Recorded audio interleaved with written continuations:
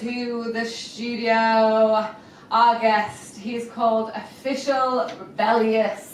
Or just Rebelyous. Yeah. It's Rebelyous, but, yeah, but I mean it's official, so. On Insta, if you want to get at him, it's Official Rebelyous. Yeah. That is where you will find him.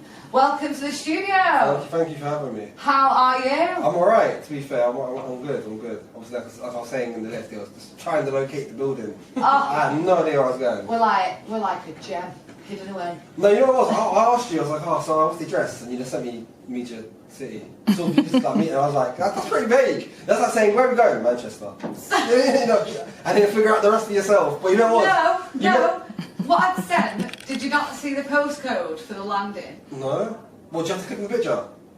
Possibly. I clicked on the picture. I just sent it as like a link. You know when you've gone to Google Maps yourself and then you've got the postcode up, I've sent that pinpoint that I got the pinpoint, but there was no like link. Oh, I just got a photo with a dot and he was like, Media City, and I was like, I'll figure it out. I'll figure it out. And then you said Costa today, and I was like, okay, and then I knew, I was like, I just gotta get to Costa.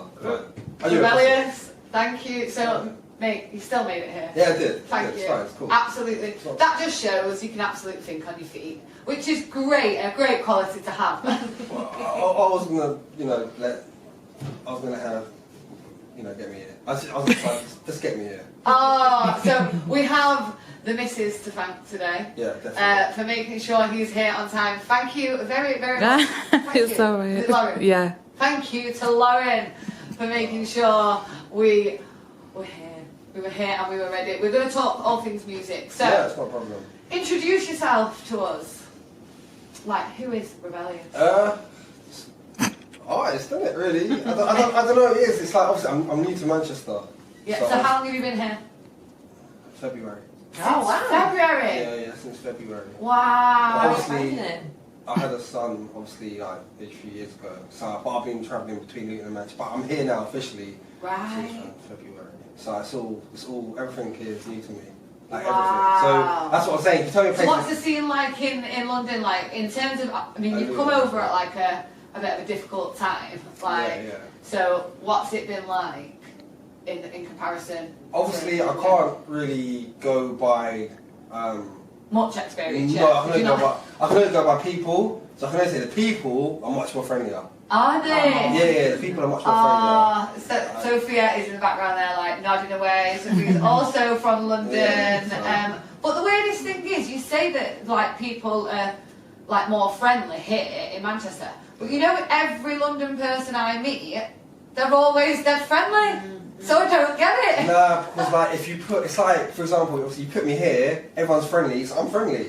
You put me back to where I come from, where everybody else, and then it's like the energy. If they're a certain way, you're the same way back. Yeah. If you come somewhere else and everyone's friendly, then how can you not be? You're going to be going away from here today feeling on level 10. Because once you've absorbed all of this good queen energy all in this room, I just realised I'm getting mailed in here. you'll be like, yeah, all the mail in here, but it's okay, you're safe. Yeah, it's cool. So first kind of like time you got onto the scene, how old was you? What is in like when I started first making Yeah, when it? you first started. 18. 18. Yeah, which is a long time ago. Very, Don't worry, I'm not going to make you disclose your age. It's okay. No one ever believes me when I'm telling my age anyway. But So you have to tell me now. well, I'm 33 in like Okay. next month. You definitely look younger than 33. I know. Baby face, maybe. So Right. It's got grace. When you was 18, Yes. what was like your first feel of the industry like in terms of what genre you were going for, what you were going for? I'll be honest, at 18 I had no interest in making music. Obviously, like, I think it was like, you see now how everyone now does music. Obviously when I was 18, that wasn't the case. That wasn't the case at all. Not many people would do music at all. No, some people would, but it was just some. Like now, obviously, I can't imagine being 18 now because everyone still would be doing music. Yeah. But when I first started, there wasn't that many. So my friend who was making music at the time, he was already doing like carnivals where we were from and stuff, which is obviously a big deal. And he just said to me, "Oh, you look like a rapper." That's what he said. He goes, "You look like a rapper." Not like, and he was just like, "Do you want to make music?" So that's literally what started it off. There was no interest. I had no interest. Organic. Yeah, I had no interest in wanting to make music. I didn't care for it. Obviously, I listened to music and stuff. But that's literally how it started. just like that, you look like a rapper, do you want to rap? Really? Yeah. So it just shows like anything can happen really. Like so many of us that get to these destinations from like different journeys. Yeah. Like Leah was just explaining before about how much travelling that she'd done, obviously getting stuck in that like corporate world of working and then actually being able to come here and follow her dream with me. I feel like it'd be more fun here. Yeah, definitely Oh like yeah, trust me it is. I can tell.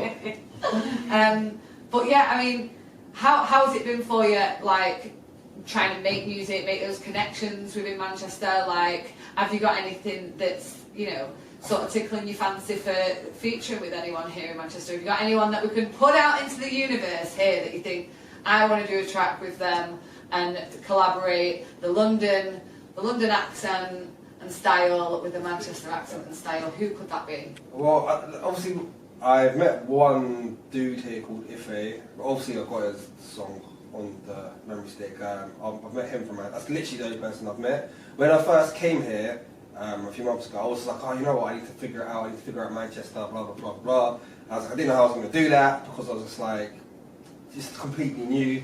So then, obviously, I thought to myself, I was like, actually, if I just work with artists known in general from every city, like for example, Ironic's one of the people that I work with that everyone knows. Yeah. Yeah. If I just work with him, everyone it'll be easier for people to play me. Like, and then obviously once I get to that space, then I can start working with people because if I come here with just my name, no one's still gonna know who I am in Manchester. Yeah. Do you know what I mean? So it's more like trying to get people like the DJs and that and keep organised to know who I am. And obviously, I suppose naturally you just meet people through that anyway, which would be artists. All about networking, isn't it? Yeah, I think that's the main thing, and I think it's a daring thing to do to like totally up sticks after making like some content with, you know, some sort of like really well established people within London, and then sort of take yourself out of that whole comfort zone. Put yourself here in Manchester. It's true. But let's be honest, guys, Manchester is the new London, isn't it? Like, I think so. yeah, Media City is absolutely. Like you have like that's when like Brian's just like fully officially starting, and obviously you see how you're talking about earlier, like opportunities coming to Manchester stuff now. Back then everything was just like London, and everyone was listening to London in the country, and obviously like you'd have like Flirter D, Wiley, Lethal P, Kano, Skepta, all on the same songs. Yeah. And I'd have like 20 of them on one song, and obviously Flirter D's always stuck out to me because he does these like weird sound effects. With his, like he just like everyone's like they're all great artists. Yeah. But Flirter D always stuck out to me because he'd always just do something really strange. So like now growing up to like work with my favourite grime artist, I just find it so weird. Like, I just find it weird. Like it's just weird to me. It's like a surreal thing. It is like because like now we're friends. Like I just like sometimes like I used to go just chill with him at the house. Like we wouldn't do nothing. And obviously like, he's on Wiley's new album. Like but to him it's just nothing. And obviously I was like, yo, this is still my favourite grime artist, and it's just weird. It's just weird. Everything aligns, doesn't it? Yeah, it's quite a bit strange.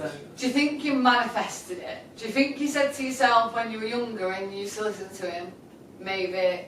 No, because remember I didn't want to make music. Oh yeah. I had no idea. Yeah. Like so, it was all just new. So that's why I just found it really strange.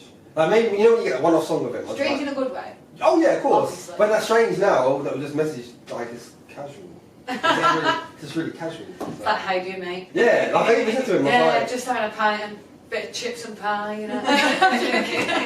it's just weird. But like, yeah, it's just because sometimes it makes me feel like I'm like 18 again. Yeah. It's weird. That's why it's weird. What's like one of the like differences that you can't grasp in Manchester? You know, like The way like, you guys talk. I didn't have to wait for you to finish it off. That's the way you guys talk. Like, how do we talk? Like the words you guys use, like at Manchester. work. Yeah, they're like, oh, we're gonna get some scram. I was like, Scram. Scram. There you go. No, at the end.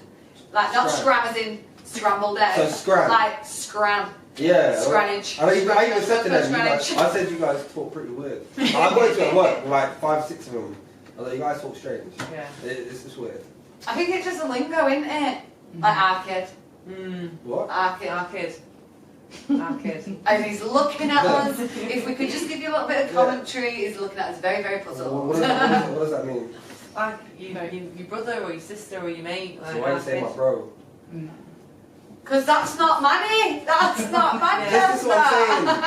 And that, was it the word angin as well? That's That's the word I hate the most. I hate it. I hate it. It just sounds disgusting. Give us some lingo then. Give us some lingo. What should we be using? Well, obviously, like... I mean, keep it PG. We're on daytime. Well, that's what I started trying to think. innit? Think for a minute. Like, when you talk nonsense, you say you're talking crud. Like, that's Talking crud. crud. Yeah, it's rubbish. That's something that we say when cruddy trainers. Yeah, or like cruddy toes. Obviously, stuff like that. Like, I don't know, because obviously it has to be PG, and obviously where you stand, it's not PG. Right, all so the meaning's behind what it. we've worked out, guys, is that Manchester have more of a clean lingo, and Yeah, you guys do. You do. Do you reckon? I think so, because obviously the words that I've used to replace them. You can't give us any. We've just I given can't. about 3. I mean, fair. Like, 'cause I can give you words, but then you'd ask me for the meanings of them after, and it's the meanings that would.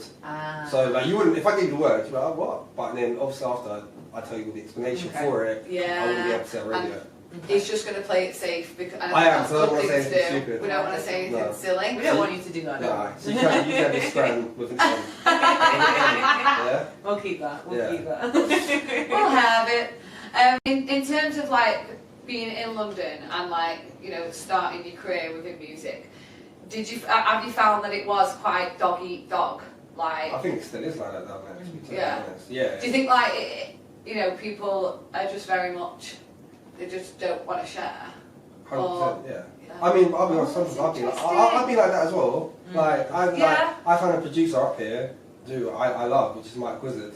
Yeah, he makes Shout out to Mike Yeah, I have Wizard. to shout him out. He's from Manchester. We know Yeah, Mike Wizard. And when I first got him, I didn't want anyone to know who I was getting my beats from. And people were asking me, and I was thinking, but if I tell you, then that takes more time away from me from taking my beats, because he's making Yeah. new beats, Yeah. and then we have the same, and then I didn't want to do that. I've done it now, Yeah. but at the time I didn't want to do that. So Yeah. I understand. I do get it. 'Cause I think the thing is that when it comes to like producing and stuff, they need to be made more like. I'm saying that they don't want to be sometimes. They like to be in the background, yes, but they do. like when it comes to like the logistics of things, they actually still own like whether you buy beats and stuff like that, they still own part of the ownership to those tracks and stuff like that, but they don't get mentions. And I think like for all of the music that there could be in the world and all of the people that produce music and all that kind of thing, there's enough to actually go around for everyone, and a little bit of a flavour for everyone. And sometimes it's a case of just that like addition working, that collaboration of those specific two people. They could go through loads of people where they've not got it bang on and then partnered up with someone and absolute magic's happened. You know what I mean? So I think like it's nice to be able to see people mentioning the producers and people like that because of credit where credit's due. I think. Would you not agree? 100%. Well, we need them. Without them, do you know what I mean? Sometimes they make beats so good, you don't really have to do much. Do you know what I mean? And I thought Wizard does that sometimes. Like, I don't have to do much. Like, he makes the hit for you. So, next track, who was the one that made this beat? Oh, God, I actually bought it online. Bought this one online? Yes. Made magic with it? I can't even shout them out, so I don't know. No, but it just shows that there's so many avenues that you can, if you're starting out in music and you're wanting to do that kind of thing, there shouldn't be any barriers. There's so many lanes to be able to go down these days that anyone can do it. So what's the next track? This is the remix of Bang Bang, obviously, which is myself and DC featuring DJ Ironic. Here we go. He is an artist from Liverpool. Yeah. I have played a track or two on my show before from DC. But how did the link happen here? What, Like, playing with me you, in with DC? you guys? I have no idea. I have no idea. I just know we were talking before he started making music. And then he started making music and that was it. See, with If A Ra, I can tell you like pinpoint. With DC, because he's only just started. Like even though he's only just started, Yeah, they've done he's like quite fresh. they've done like 2 or 3 songs. So I was talking to him way before he started making songs. So I think it's because we just started talking from a very early stage. Then he done a song with Ironic. I'm obviously, because me and him talk, it was like, do you want to do a song with Ironic as well? And I was like, oh, I'm not going to say no to that. No, of course You know not. what I mean? So then obviously I picked the beat and stuff, and then we just done the song. So when it comes to actually making it, what's the script like? Did you record in your own studio and you all record separately? We all recorded separately. Yeah. So And what was that like for you? Ironic sent his over first. Okay. I just came up with the idea. I was just like, I can't remember what I'm talking about in my verse. But whatever the subject was, I was like, we should rap about this. The thing is, it's not even coming to me now. But It's because you're on the spot, like the limelight's on you, don't worry. And so whatever subject I gave him, Ironic recorded his part. Then I went next, and then DC went next. Sorry, no, I went last because then obviously I wanted to like piece it all together. So I finished it off at Wizard's house. So yeah, it was just literally Ironic first, then DC, then me, and then just pieced it together like that. How did you find that, like, as an artist, like, I've done it before. making work like that? Yeah, I've done it before, so, you know, it's not going to be, you know, I'm in Manchester, DC's in Liverpool, Yeah. Ironic's in London, you know, it would have been time consuming to go to, you just hope that the studio's all up to par. Yeah. That's what you kind of get a bit worried about, like, oh, maybe this guy's just not as, but Wisdom mixed it all in by himself. Wow. Oh yeah, I said, if we give it to one guy to mix, then he's like kind of in charge of everything. Yeah. You don't want one guy's idea and another guy, because this is going to sound weird. Yeah. Yeah, so I was. That's crazy to think that, like, and I wonder how many people know that so many tracks are made. I mean, obviously at the moment with everything been going on, like it's expected, but you're all like making the tracks in different places. Everyone probably assume that you're just going to be getting together and like creating that kind of atmosphere. Really, and stuff. COVID doesn't really let you're not really allowed to travel, are you? Yeah. Yes, that's the thing, and I think the fact that you overcome these barriers and you've found new ways to work, like obviously these are things that we all know have been done within music before COVID, you know what I mean? Like I think sometimes you can hear it like in the tracks. Well, I can't think if it was gets or gigs. I watched a bit of an interview with one of them and they were saying like that's how music is done a lot of the days now, like it's just a case of throwing something over from London to another city or another country and then like someone else throws something back. But you can almost hear that it is recorded alone in the studio, like each person, because when you do hear a track that has got both of the artists who are featured on the track, you can sort of feel an energy from them bouncing sort of off each other, and especially when you've got like, you know, duets, you know, of course, Nelly and Kelly, they totally got that vibe, right? Do you know what I mean? That was recorded together. Like, obviously, I love people making like new music now, but I do feel like there's a huge like difference in music. Well, like they don't make music like they used to. I am like old school R&B vibes and all that kind of thing. And you're proper old school club nights, like party animal Leah over here. Absolutely loves it.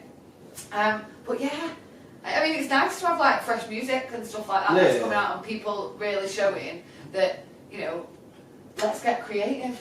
I think, and collaborate. Yeah, definitely. The collaboration in cities, I think that's a massive, massive thing, because some people can't even get on in their own cities. So to make sure that you're representing your city and saying, come on, we can all collaborate, I think that's just a really good thing in general. So big up yourself. Thank you very much. And big up DC and DJ Ironic, obviously. You're locked into Unity Radio 92.8 FM, the real sound of the city, with myself, Lucy Harvey, and the lovely Leah. We are going to keep things. Where does that inspiration come from? Your lyrics, and where do you start with that process? Like now, as in today, obviously you know you guys want music earlier, and music's completely changed now. I think now, when I try to think of a song, I'm not going to try to think of something that's intellectual and like deep, because I mean people do like that and that's fine. But now I want something that's like you know, like you're in the car and you're like singing the song, like, why is that in my head? And you're thinking like sometimes it annoys people. I try to do stuff like that. So like obviously you know, like bang bang bang bang bang. Yeah. It's like you could be walking and it's like, oh, it's in my head. Yeah. Like, so I try to simplify it so that you can just naturally walk in and you're like, oh God, I'm still singing it. Yeah. I try to do it like that. That's what I try to do. So I try to literally simplify it so it's catchy, singy, and like basically like that J1A1 song, like the stuff they say, fly, blah, it's just Y. It rhymes fly with Y, but that's the hook, and it works. Like I'll sing that all day. Yeah. So that's what I try to do. I think that's a lot like Justin Bieber's new way when it comes to that. Hey, listen, Justin Bieber is my full-on guilty pleasure. Don't let anyone kid you when they say that they don't like him, because honest to God, the guy's got a couple of tunes and he does it for the girls as well. Like he's here for the women. Yeah, but he should be. You know He's a male. If he's here for the men, I mean, there's nothing wrong with that.